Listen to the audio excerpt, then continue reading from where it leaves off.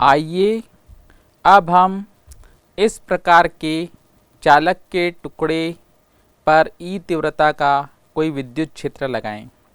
यदि हमारे पास r त्रिज्या का एक बेलनाकार ठोस चालक है जिसके सिरों पर उसकी r त्रिज्या की बनी दो पतली वृत्ताकार डिस्क हैं, जिसमें एक पर धन आवेश प्लस q तथा दूसरे पर ऋण q ऋणावेश एक समान रूप से वितरित है। इन दोनों चकतियों को बेलन की दो चपटी पृष्ठ से जोड़ देते हैं। ऐसा करने पर एक विद्युत क्षेत्र E उत्पन्न हो जाएगा जिसकी दिशा धनावेश से ऋणावेश की ओर होगी। इस क्षेत्र E के कारण इलेक्ट्रॉन E प्लस Q की तरफ त्वरित होगा। इस प्रकार वे आवेशों को उदासीन करने के लिए गति करेंगे। जब तक इलेक्ट्रॉन का प्रवाह बना रहेगा तब तक विद्युत धारा बनी रहेगी। इस धारा को ट्रांजिस्ट धारा कहते हैं, जो चालक में बहुत ही अल्प समय के लिए बहेगी। यदि हम इस चालक के सिरों पर सेल या बैटरी से एक विद्युत क्षेत्र लगाएं, जो चालक के अंदर गतिमान इलेक्ट्रॉन द्वारा उदासीन सभी आवेशों को नए आवेश पुनः पूर्ति कराए, तो इसके फलस्वरूप चालक में स्थायी धारा बहेगी। ओम का नियम, ओम्स लॉ। विद्युत धारा के प्रवाह के लिए उत्तरदायी भौतिक युक्तियों की खोज से काफ़ी पहले G.S. ओम ने सन 1828 में धारा प्रवाह से संबंध एक मूल नियम की खोज कर ली थी। एक चालक की परिकल्पना कीजिए जिसमें धारा I प्रवाहित हो रही है और मान लीजिए V चालक के सिरों के मध्य विभवांतर है, तो ओम के नियम के अनुसार यदि किसी चालक की भौतिक परिस्थितियां न बदले तो चालक के सिरों पर उत्पन्न विभवांतर चालक में बहने वाली धारा I के समानुपाती होता है, अर्थात V समानुपाती I अथवा V बराबर R गुणित I या अनुपातिकता स्थिरांक R चालक का प्रतिरोध कहलाता है। प्रतिरोध का SI मात्रक ओम है। यह प्रतीक ओम द्वारा प्रदर्शित किया जाता है। आइए देखते हैं हम प्रतिरोध R का विमीय सूत्र। ओम के नियम से हम जानते हैं कि चालक के सिरों पर उत्पन्न विभवांतर V चालक में बहने वाली धारा I के समानुपाती होता है। V बराबर, जब भी ये समानुपाती का चिन्ह हटेगा तो हम एक नियतांक लगाते हैं। ये नियतांक माना कि यहाँ पर R है, तो R इंटू I। यहाँ आनुपातिकता स्थिरांक R चालक का प्रतिरोध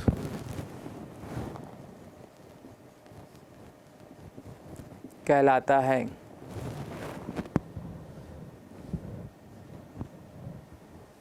यह किसी चालक का वह गुण है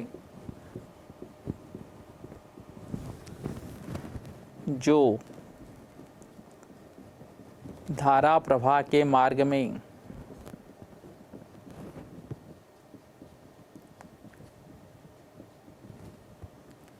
रुकावट डालता है।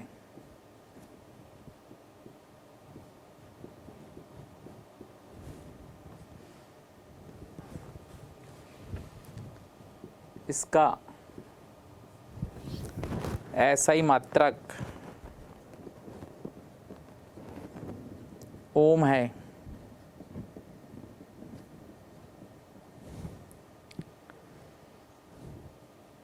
यह प्रतीक ओमेगा द्वारा प्रदर्शित किया जाता है।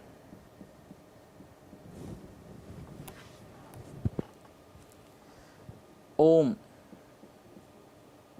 छोटा मात्रक है।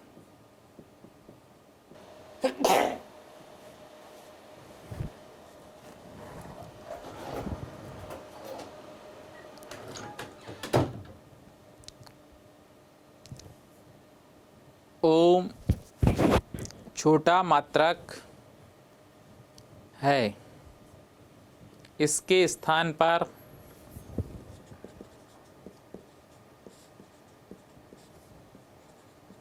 बड़े मात्रक किलो ओम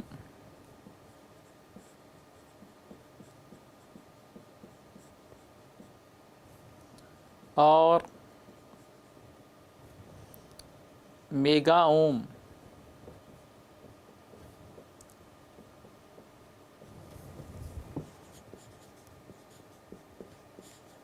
उपयोग में लाते हैं।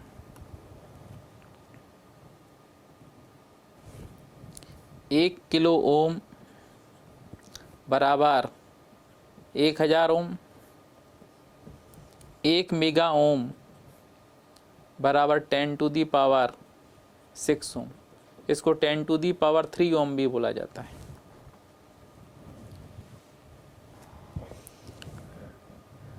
यदि V और I के बीच में आप ग्राफ खींचें, यदि आप विभव को x अक्ष पर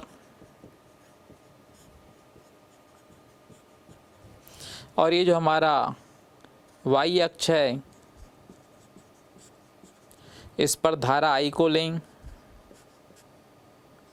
तो यह ग्राफ एक सरल रेखा आता है। यह ग्राफ एक सरल रेखा आता है।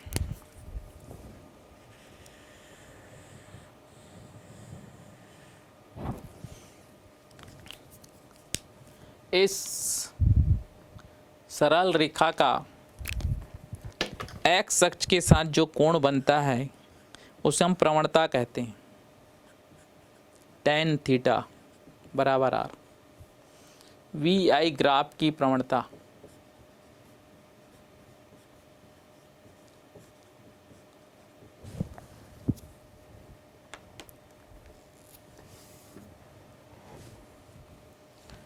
तो आप देखेंगे इस ग्राफ पर इस प्रकार से 2 पॉइंट लेंगे, माना कि I का मान और ये V का मान बता रहा है।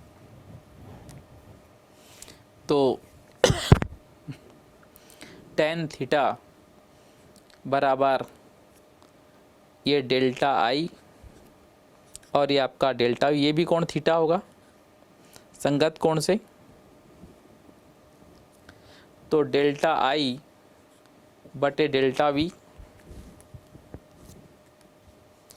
और इसी को हम 1/r कहेंगे।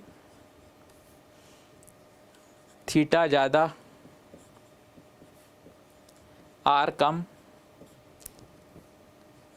थीटा कम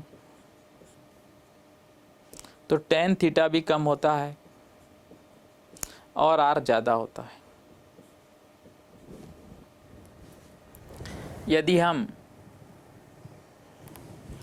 इसका रिवर्स ले लें, x अक्ष पर धारा को बताएं और y अक्ष पर विभवांतर बताएं, तो अभी भी ग्राफ वैसे ही सरल रेखा आएगा।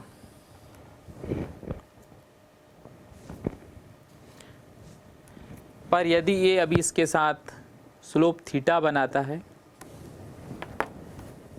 तो फिर से आप यहाँ पर ट्रायंगल बना सकते हैं।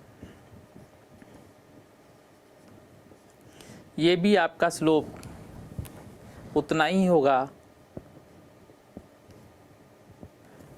क्योंकि x अक्ष BC के समानांतर है।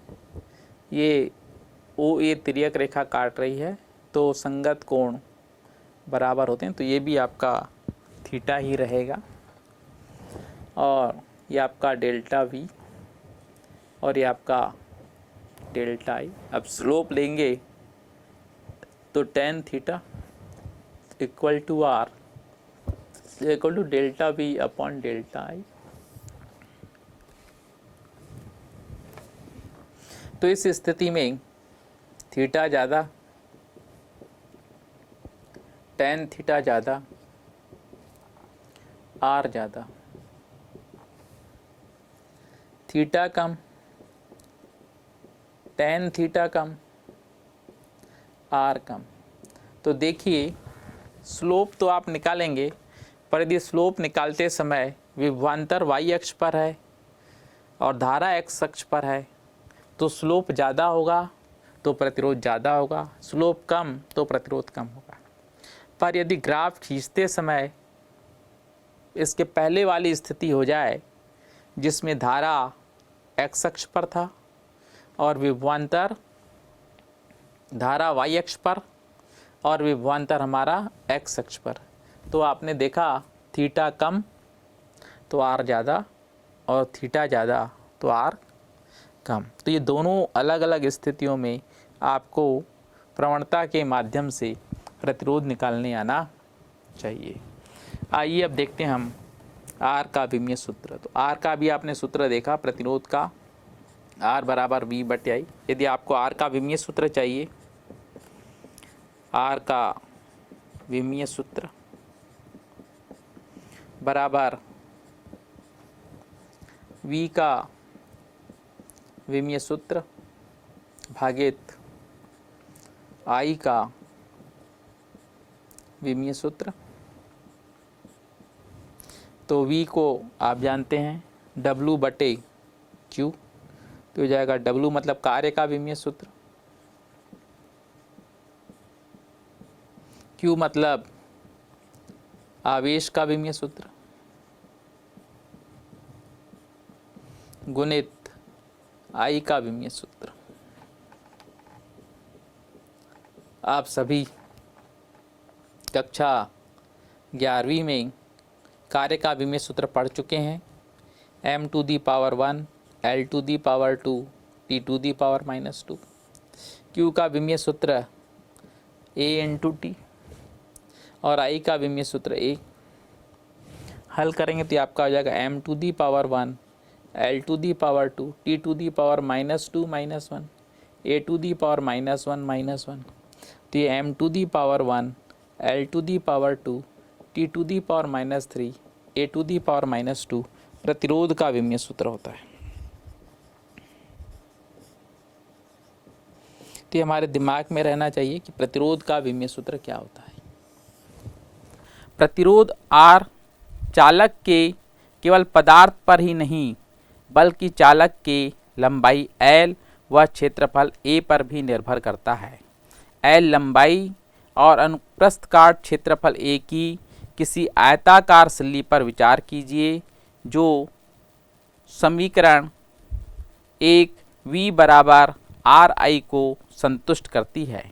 कल्पना कीजिए ऐसी दो सर्वसम सिल्लियाँ सिरे से सिरे को मिलाते हुए रखी हैं, जैसा कि चित्र में आपको दिखाया गया है। पहले एक सिल्ली है, फिर उसके नीचे उसी लंबाई, उसी प्रकृति की, उसी पदार्थ की दूसरी सिल्ली रखी है, जिससे संयोजन की लंबाई 2L है। इस संयोजन से उतनी ही धारा प्रवाहित होगी जितनी कि दोनों में से किसी एक सिल्ली से होगी। यदि पहले सिल्ली के सिरों पर विभवांतर V है, तब दूसरी सिल्ली के सिरों के मध्य भी विभवांतर V होगा, क्योंकि दूसरी सिल्ली पहली सिल्ली के ही समान है और दोनों से समान धारा प्रवाहित हो रही है। स्पष्टता संयोजन के सिरों के मध्य विभवांतर दो पृथक सिल्लियों के मध्य विभवांतर का योग, अतः V प्लस V बराबर 2V के बराबर है। संयोजन से होकर प्रवाहित धारा I है, अतः समीकरण 1 से संयोजन का प्रतिरोध RC बराबर 2V बटे I बराबर 2R, चूँकि R बराबर V बटे I, जहाँ R दोनों में से किसी एक सिल्ली का प्रतिरोध है। इस प्रकार चालक की लंबाई उसका बिना क्षेत्रफल बदले 2 गुनी करने पर प्रतिरोध 2 गुना हो जाता है। तब व्यापक रूप से चालक का प्रतिरोध लंबाई के समानुपाती होता है, अर्थात R समानुपाती L। इसके बाद इस सिल्ली को लंबाई में 2 समान भागों में विभाजित करने की कल्पना कीजिए, जिससे कि सिल्ली की लंबाई L की 2 सर्वसम सिल्लियाँ, जिसमें से प्रत्येक का अनुप्रस्थ काट का क्षेत्रफल a/2 है, के संयोजन जैसा समझ सकें। सिल्ली के सिरों के मध्य दिए गए विभवांतर V के लिए यदि पूरी सिल्ली से प्रवाहित धारा I है तो स्पष्टता प्रत्येक आधी सिल्ली से प्रवाहित होने वाली धारा I/2 होगी। चूँकि आधी सिल्ली के सिरों के मध्य विभवांतर V है, अर्थात उतना ही है जितना कि पूरी सिल्ली के सिरों के मध्य विभवांतर है। इसलिए प्रत्येक आधी सिल्ली का प्रतिरोध RI इस प्रकार व्यक्त किया जा सकता है। RI बराबर V/I/2 बराबर 2V/I बराबर 2R। इस प्रकार चालक के अनुप्रस्थ काट के क्षेत्रफल को आधा करने पर प्रतिरोध दुगुना हो जाता है। व्यापक रूप से अब प्रतिरोध R अनुप्रस्थ काट क्षेत्रफल A के व्युत्क्रमानुपाती होता है, अर्थात R व्युत्क्रमानुपाती है A/A। समीकरण नंबर 5। अब समीकरण 3 जो R समानुपाती L है और समीकरण 5 जो R व्युत्क्रमानुपाती है A है, इन दोनों के संयोजन से अभी बच्चों आपने एक क्रियाकलाप के माध्यम से देखा कि किसी चालक का प्रतिरोध चालक की लंबाई के समानुपाती होता है, और इसी प्रकार आपने देखा किसी चालक का प्रतिरोध चालक के क्षेत्रफल A के व्युत्क्रमानुपाती होता है। अभी आपने एक क्रियाकलाप के माध्यम से जाना किसी चालक का प्रतिरोध उसके लंबाई के समानुपाती होता है। जैसे जैसे लंबाई बढ़ाते हैं प्रतिरोध बढ़ते जाता है। वैसे ही किसी चालक का प्रतिरोध उसके अनुप्रस्थ परिच्छेद क्षेत्रफल के व्युत्क्रमानुपाती होता है। R व्युत्क्रमानुपाती चालक का क्षेत्रफल। इन दोनों को यदि हम मिला दें 1 व 2 के संयोजन से, समीकरण 1 व 2 के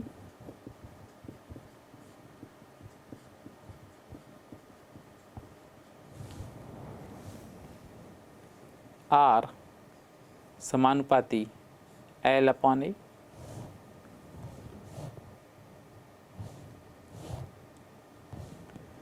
समानुपाती का चिन्ह हटाएंगे, एक नियतांक लग जाएगा रो गुणित L/A। यहाँ रो एक आनुपातिकता स्थिरांक है,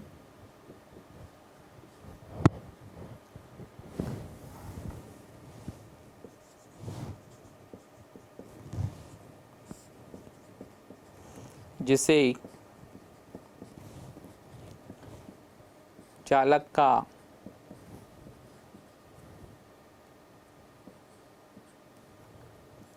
विशिष्ट प्रतिरोध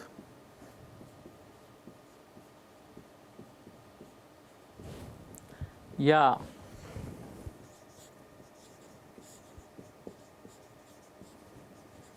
प्रतिरोधकता कहते हैं।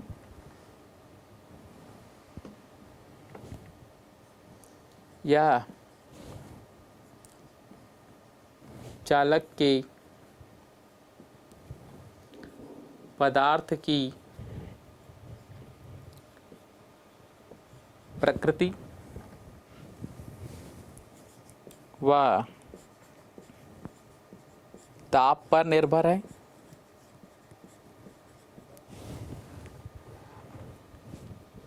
किंतु चालक के लंबाई वह क्षेत्रफल पर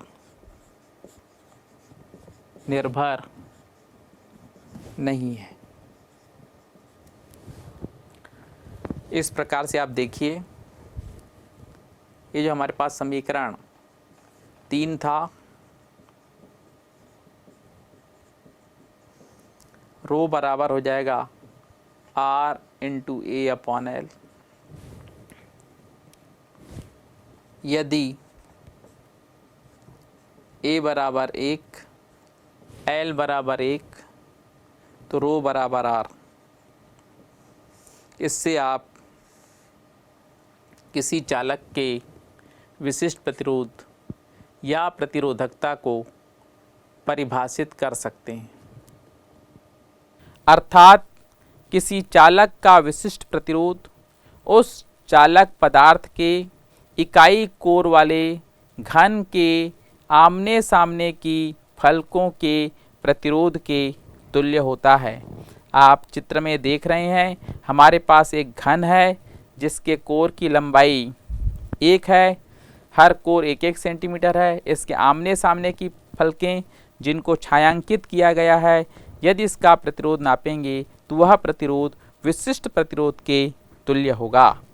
विशिष्ट प्रतिरोध का SI मात्रक ओम गुणित मीटर होता है। आइए विशिष्ट प्रतिरोध, जिसे हम प्रतिरोधकता भी कहते हैं, उसके विमीय सूत्र को देखें। तो ये ध्यान रखेंगे कि हम विशिष्ट प्रतिरोध को ही प्रतिरोधकता कहते हैं। आइए अब हम देखते हैं रो का विमीय सूत्र क्या होगा। तो आपने रो का सूत्र देखा, रो बराबर R इंटू ए अपॉन एल। इसलिए रो का विमीय सूत्र बराबर R का विमीय सूत्र गुणित ए का विमीय सूत्र बटे एल का विमीय सूत्र।